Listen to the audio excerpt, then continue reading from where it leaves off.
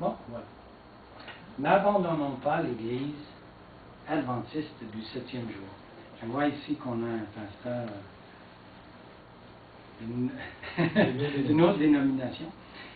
J'ose pas vouloir vous insulter, ça arrivé comme ça. Et cette prédication est surtout pour les adventistes du 7e jour, pour ceux qui sont ici, et même pour ceux qui ne sont pas membres. C'est pour nous aider à voir le sérieux de l'appel que Dieu fait aux membres qui ont décidé de faire partie de l'Église adventiste du 7e jour.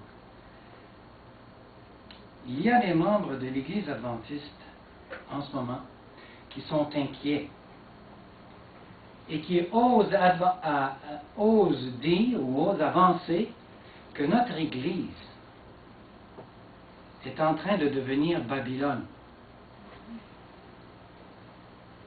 Il y en a même qui osent dire que c'est un péché que de supporter une telle Église par nos dîmes et nos offrandes.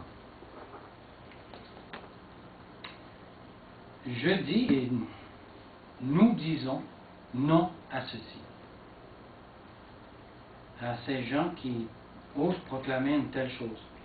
Les troubles dans l'Église ne sont pas une raison de quitter ni d'arrêter de la supporter. Lorsqu'il y a un pasteur ou un dirigeant de l'Église qui proclame un message, reniant les vérités du message du troisième ange, c'est compréhensible qu'il y ait des membres consciencieux qui voudraient d'aller à l'Église. Cependant, dans Daniel et l'Apocalypse, nous y voyons l'histoire de l'humanité. Dans l'Apocalypse 12, nous y trouvons l'histoire de la véritable Église de Dieu. Et comment la reconnaître? Cette Église que l'on nomme l'Église du reste. Pendant des siècles, elle est représentée par une femme. La femme pure. Après les horreurs des 1260 années de la persécution papale, ce qu'on appelle, nous, le Moyen-Âge, elle émerge comme sortant d'un tunnel qui est identifié comme le reste. Dans Apocalypse 12, verset 17, il est dit « Et le dragon fut irrité contre la femme et s'en alla faire la guerre au reste de sa postérité, à ceux qui gardent les commandements de Dieu et qui ont le témoignage de Jésus. » Nous savons que la suprématie papale des 1260 années du Moyen Âge se termina en 1798. Comment appelle-t-on le temps qui suivit cet événement? Le temps de la fin. C'est alors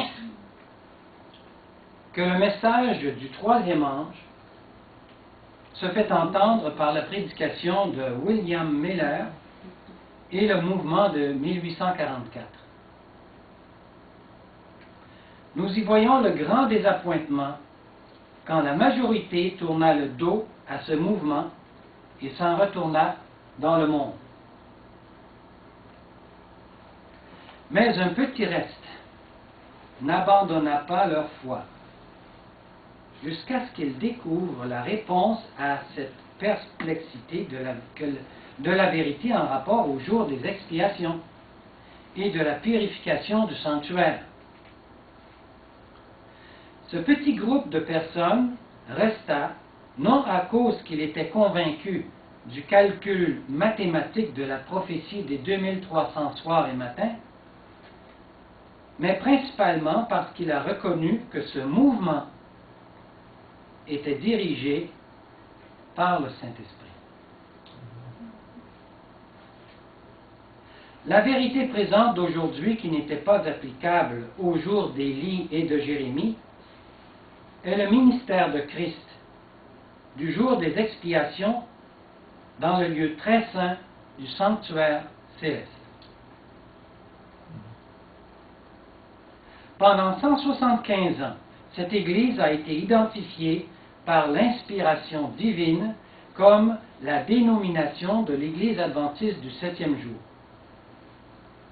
qui a ses racines dans le grand désappointement de 1844 et de la Réforme et le réveil qui suivit dans les décennies suivantes, jusqu'à sa formation officielle en 1863.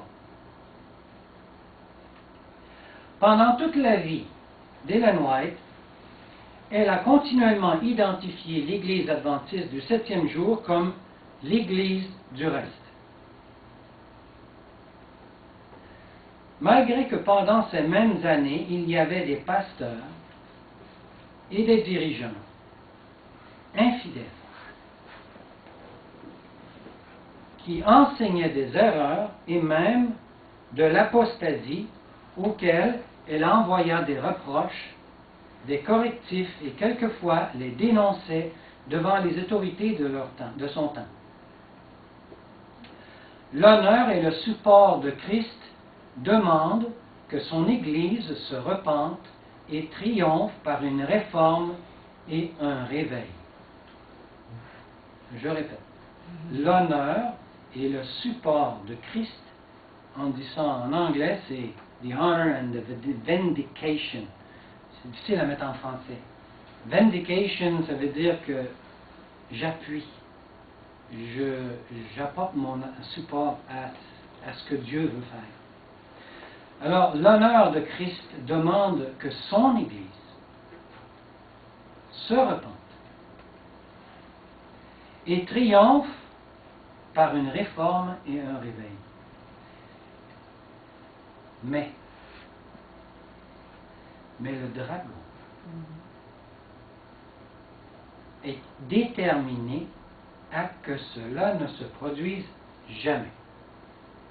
Pourquoi vous pensez? Il sait très bien que son heure est faite, que la victoire de Christ est déjà accomplie. C'est un temps de sursis pour lui. Et plus ça s'allonge, plus qu'il peut encore profiter de son influence. Une de ces techniques les plus efficaces est de persuader certains membres de l'Église, sincères, honnêtes, de quitter cette Église. C'est exactement ce qu'il veut. Tant que cette technique aura du succès, il espère pouvoir proclamer que l'Église adventiste du septième jour est la sienne. Il sait que le succès du plan de la rédemption dépend des derniers événements et que la repentance de l'Église de Laodicée, qui est la septième Église de l'Apocalypse, est nécessaire à ce succès divin. Étant donné que ce ministère est de préparer un peuple pour être transmué au retour de Jésus, nous pouvons nous attendre à ce que le dragon fasse tous ses efforts possibles pour son échec. Parce qu'il sait que le succès du plan de la rédemption dépend de cette heure finale.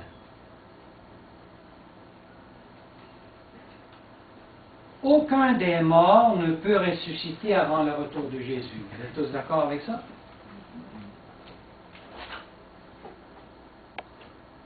Et Jésus ne peut revenir tant que son peuple n'est pas prêt. D'accord avec ça? La raison est que Christ est pris dans un dilemme entre l'écorce et l'arbre. D'un côté, s'il ne revient pas, il ne pourra jamais prendre son peuple avec lui, parce que la doctrine de l'immortalité de l'âme, c'est une doctrine fausse. Les gens ne vont pas au ciel lorsqu'ils meurent. Ils restent là, dans la terre. Ils dorment, attendant le jour où Dieu va les appeler à ressusciter. Qu'ils soient justes ou injustes, ils vont tous ressusciter.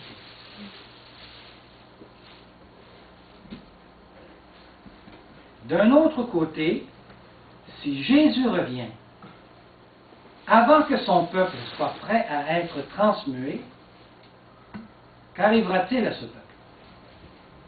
Ils seront consumés par sa présence. Alors que doit faire Jésus?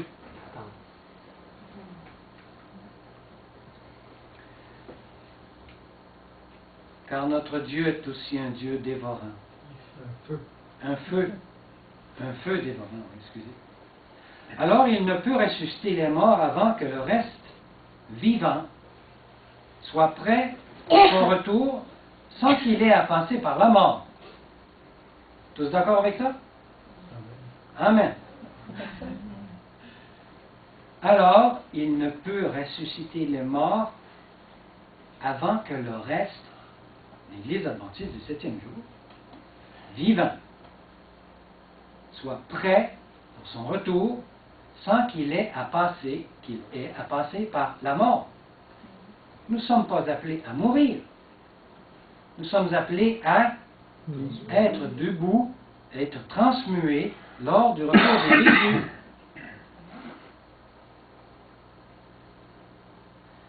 Satan sait que l'enjeu est grand. C'est pourquoi il mise le tout sur cette question de qui est la vraie Église et sur la préparation des événements de la fin. Nous pouvons être certains qu'il fera tous les efforts possibles dans les deux mouvements simultanés suivants. 1.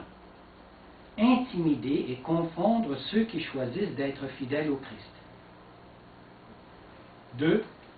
Tromper par une contrefaçon du Saint-Esprit. Et ça, dans l'Église. L'Église adventiste du 7e jour ne fut pas fondée sur un calcul mathématique de 2300 soirs et matins, comme je vous l'ai dit, ni même sur la vérité du sabbat, mais sur quelque chose de plus profond. Ce fut la reconnaissance qu'elle est guidée par le Saint-Esprit, et non sur une contrefaçon. Depuis cette révélation de 1844, le Seigneur, et quelle révélation qu'on parle? Le Le sanctuaire sera purifié. Le sanctuaire, il est au ciel. Depuis cette révélation, le Seigneur dirigea cette Église pas à pas. Le résultat pratique de la purification du sanctuaire céleste est devenu évident dans les années qui suivirent 1844, lorsque les membres commencèrent à garder le sabbat. On ne gardait pas le sabbat avant ça. Pourquoi on gardait le sabbat? On s'est mis à garder le sabbat après.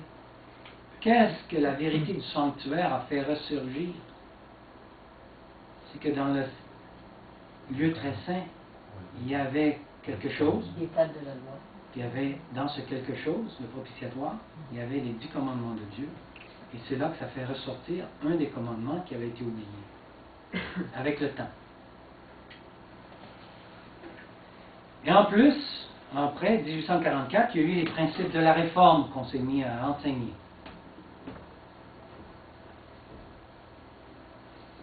Sur la santé, sur les vêtements. Car dans ce temps-là, on portait des robes longues qui traînaient même dans la boue. Et de porter la croix de fidélité envers la vérité présente. Depuis 1844, la vérité qui devenait présente Dieu demandait à son peuple de porter cette croix, de la proclamer, cette vérité. Alors des victoires spirituelles furent gagnées et l'esprit de prophétie en fut un facteur déterminant. Les membres commençaient à se préparer à quoi? Au retour. À la seconde venue de Jésus. L'Église progressait. Il y avait combien de membres qui étaient restés fidèles en 1844? Une poignée. On me dit 50. Et aujourd'hui, on est plus de 11 millions.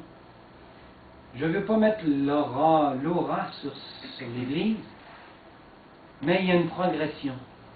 Il y a des membres qui ont vu que le Saint-Esprit travaillait là. Parmi ces 11 millions. Peut-être 12 millions, je ne sais pas ce qu'on y est rendu. Combien? 13 millions maintenant? Ça monte vite. Quand on commence à monter, là, ça se met à faire boule de neige. Alors est venu le message de 1888. Parce que la vérité n'est pas quelque chose de stagnant. Ça grandit. Dieu veut nous faire découvrir ce qui avait été oublié, ce qui avait été enfoui avec le temps. Tordu, hein? Alors, en 1888, fut envoyée la pluie de l'arrière-saison. Le Saint-Esprit. Trop souvent, on enseigne, prions pour que la pluie de l'arrière-saison tombe. Mais elle tombe. Depuis 1888. Amen. C'est nous qui nous promenons avec des parapluies. Si vous ne la sentez pas, cette pluie, vous trempez. Laissez-la vous tremper. Il pleut depuis 1888 et c'est le Saint-Esprit qui est déployé. Ce message fut aussi le début du grand cri du message du 4e ange de Apocalypse 28, je crois. 18. Dieu préparait les membres de l'Église adventiste du 7e jour à être transmués. Le réalisons-nous? Nous sommes appelés à être transmués. On n'est pas appelé à être comme tout le monde qui vit sans se soucier de ce qui se passe au ciel.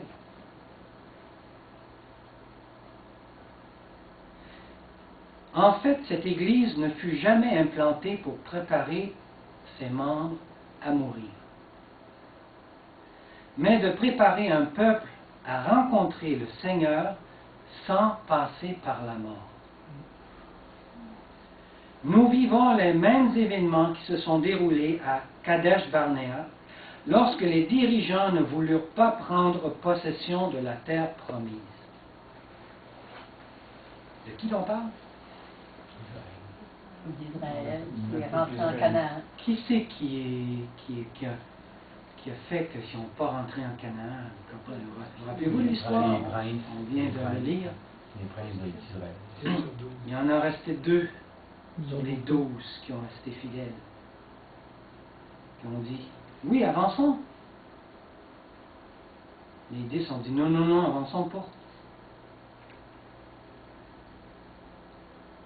Caleb et Josué furent les seuls qui furent fidèles, pleins de foi, qui disaient, non, nous sommes prêts, avançons. Caleb et Josué ont dit qu'ils étaient capables de prendre la terre promise, mais le peuple a refusé leurs supplications. Nous avons un Caleb et un Josué aujourd'hui aussi. Le Seigneur leur a donné l'opportunité de se repentir, le peuple d'Israël. Mais lorsque leur rejet fut décisif, qu'a fait Dieu? Il les a renvoyés dans le désert pendant encore pour les 40 ans. 40 ans dans le désert. C'est la même chose pour nous. Cela fait 120 ans que nous errons dans le désert. N'oublions pas que finalement le Seigneur a finalement réussi à les faire entrer dans la terre promise.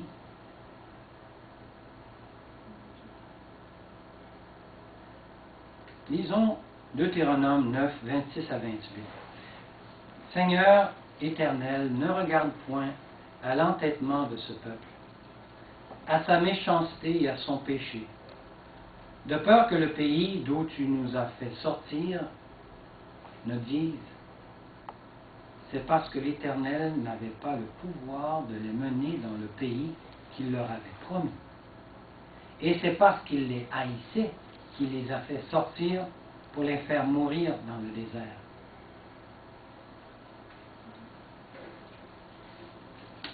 La leçon est pour nous aujourd'hui.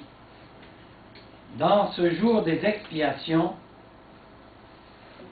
si l'Église corporative de l'Adventiste du 7e jour faillit à sa tâche,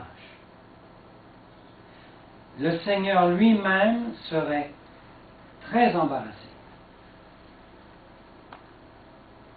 Le monde et l'univers diraient que le Seigneur fut incapable de sortir ces gens de Babylone et de les préparer à la seconde venue du Seigneur.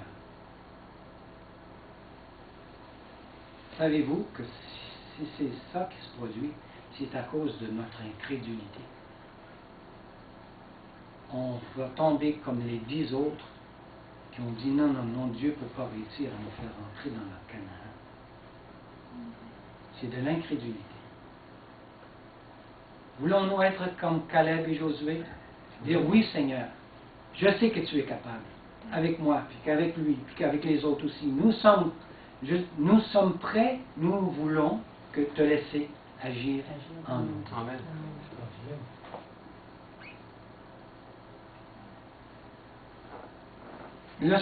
Ce n'est pas notre honneur qui est en jeu ici.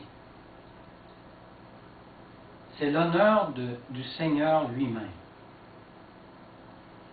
C'est pourquoi la loyauté envers Christ requiert la loyauté envers la future épouse du Seigneur. Et c'est qui? C'est l'Église. C'est l'Église adventiste du 7e jour. Ça vous choque?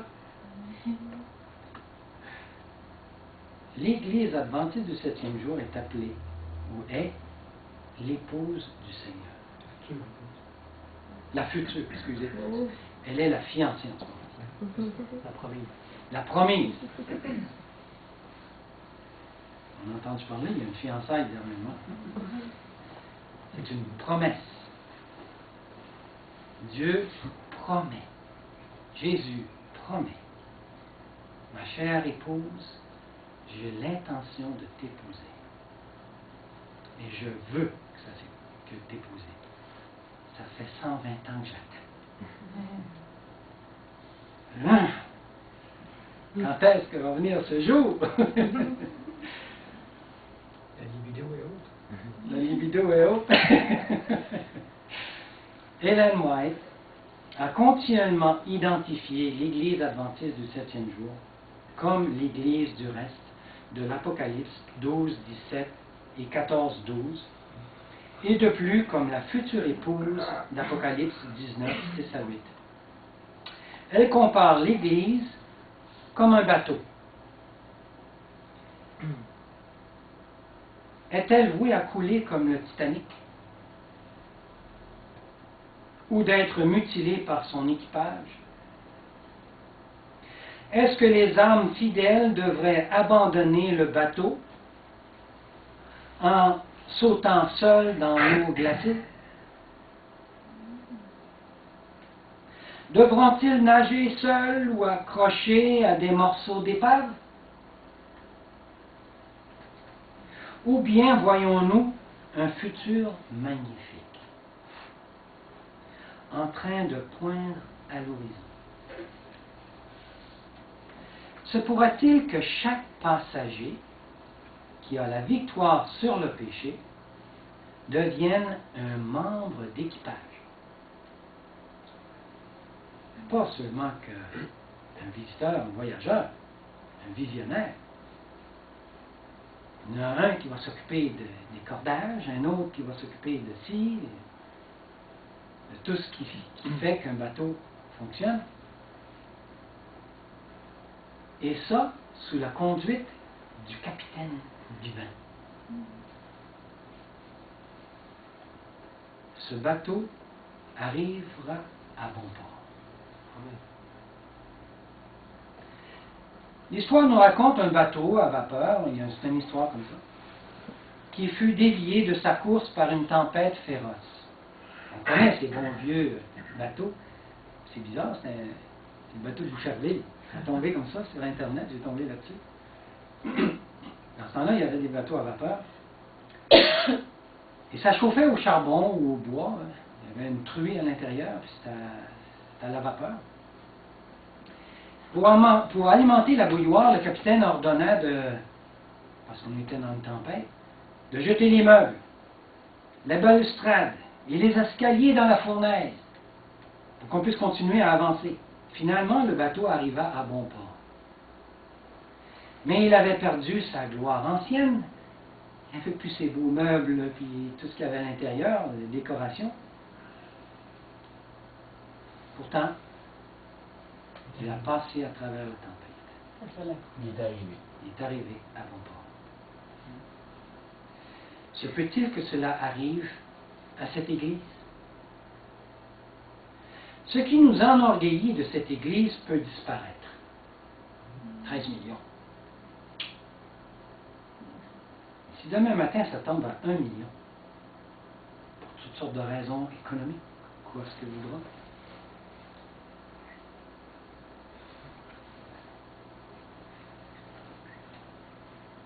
mais l'identité de l'Église doit demeurer intacte pour l'honneur et la gloire de Christ, qui, à ses débuts, a fait sortir cet Israël moderne hors de l'Égypte. Le Seigneur a appelé Abraham pour faire de ses descendants un peuple qui serait une bénédiction à chaque famille sur terre. Cette promesse à Abraham a été accomplie par l'Église chrétienne. Par l'étude de l'histoire d'Abraham et de l'Israël, nous sommes encouragés à croire que tous les échecs, les erreurs, les apostasies de l'ancien Israël et de Juda doivent être surmontés par l'Église du reste en ces derniers jours. Un tel accomplissement ne sera possible que par l'œuvre d'expiation du grand prêtre céleste dans le lieu très saint. C'est grâce à lui. C'est grâce à cette œuvre qu'on peut avoir la victoire. Impossible autrement.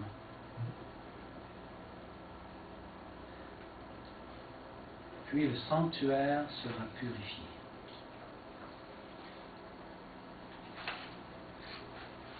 Tant que le cœur du peuple de Dieu n'est pas purifié, il est impossible d'effacer leurs péchés inscrits dans les registres du ciel.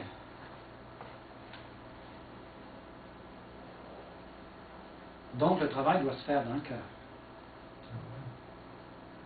Cette purification du cœur ne peut se faire sans la repentance que Jésus nous demande. Même au temps de Jésus, quand le clergé juif était apostat, le Seigneur a loué le geste d'une femme, une veuve,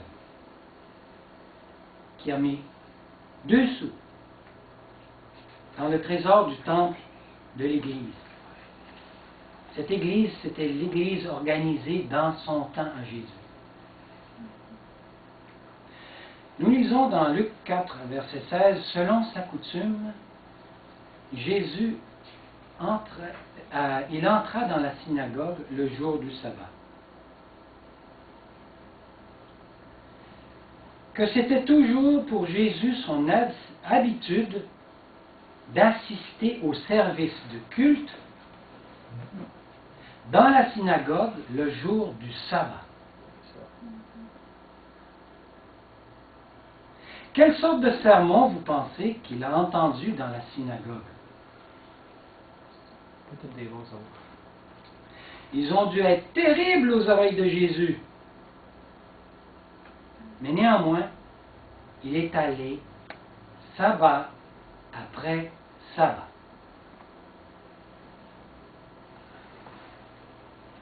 Il a essayé d'encourager et de renforcer la foi des gens en ce temps-là, de la seule manière disponible pour lui, par le travail personnel. Il y a des personnes blessées dans toutes nos églises aujourd'hui. Et si Jésus était là à notre place, il les aiderait. Sabbat après sabbat. Par un mot d'espoir ici. Un encouragement par là. Dieu a un plan pour l'Église adventiste du 7e jour. En fait, nous croyons que l'Église adventiste du 7e jour est le vrai Israël spirituel. C'est encourageant de se commémorer cela. Fréquemment, il y avait de l'apostasie dans l'ancien Israël, comme au jour d'Élie et aussi au jour de Jérémie.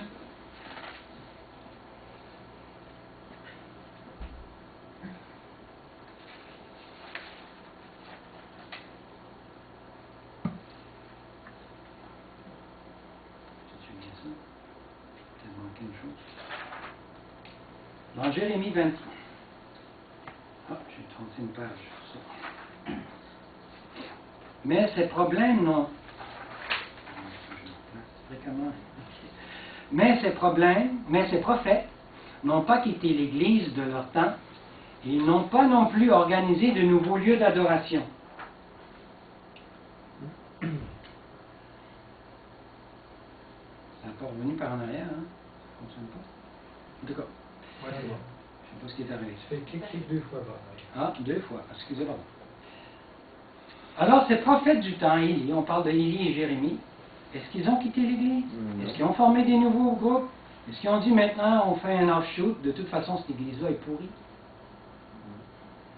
Non, ils ont resté dans le peuple d'Israël, ils ont dit repentons-nous, réformons l'Église, faisons des écoles, enseignons la vérité à l'intérieur de ce mouvement, même s'il y a plein de fausseté qui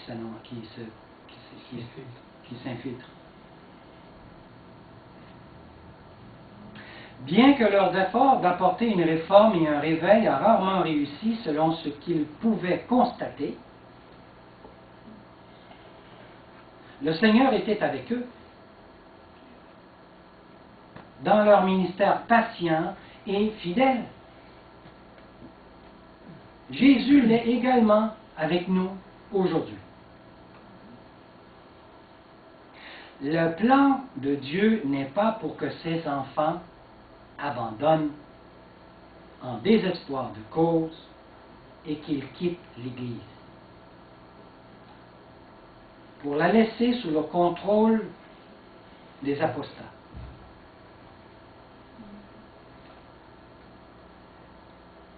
Il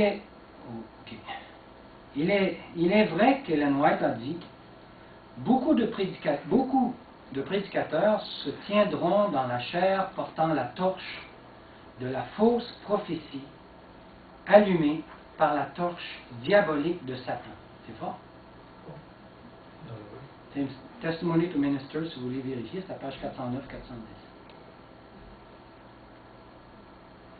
Le plan de Dieu est que ses enfants défendent la vérité présente et aussi puissent confronter de tels faux bergers et ainsi déjouer l'apostasie. Amen. Voici ce que dit la servante du Seigneur. Dieu lui-même travaillera pour Israël. Les mains des anges renverseront les manigances des hommes qui se sont formés. Les stratagèmes de Satan ne triompheront jamais. Tous les éléments qui s'opposeront à l'œuvre divine échoueront. Amen. Si le Saint-Esprit peut être libre d'œuvrer au sein de l'Église, il utilisera des agents humains dans son œuvre pour convertir des chefs et même des pasteurs apostats, sinon de les remplacer par des bergers fidèles qui s'occuperont de ses enfants et les alimenteront avec du blé pur. Nous avons lu tantôt, Claude a lu le texte dans Jérémie 23, ce que le Seigneur a exactement promis. Malheur aux pasteurs qui détruisent et dispersent le troupeau de mon pâturage, dit l'Éternel. Je vous châtierai à cause de la méchanceté de vos actions, dit l'Éternel. C'est bizarre, hein? Pourtant, je suis sûr que ces pasteurs-là, sincèrement, ils pensent bien faire. Mais aux yeux de Dieu, ils dispersent le troupeau de son pâturage. Le Seigneur dit, je vous châtierai à cause de la méchanceté de vos actions. Pour Dieu, c'est une méchanceté. J'établirai sur elles des pasteurs qui les paîtront. Nous devons avoir confiance aux promesses du Seigneur. De sauver son Église parce que c'est son corps. Puisqu'il est la tête de son Église, nous devrions apprendre à coopérer plus étroitement avec lui à son œuvre de réforme et de purification. Tous les éléments qui s'opposeront à cette œuvre échoueront. Amen. Par son peuple fidèle qui reste dans l'Église. Amen. C'est pas en sortant qu'on va réussir. En restant dans l'Église. Et qui s'opposera en face de ceux qui soutiennent la torche diabolique de Satan. Tout un défi. La chose la plus facile et la plus lâche à faire, c'est quoi? C'est s'en aller. Abandonner. S'en aller.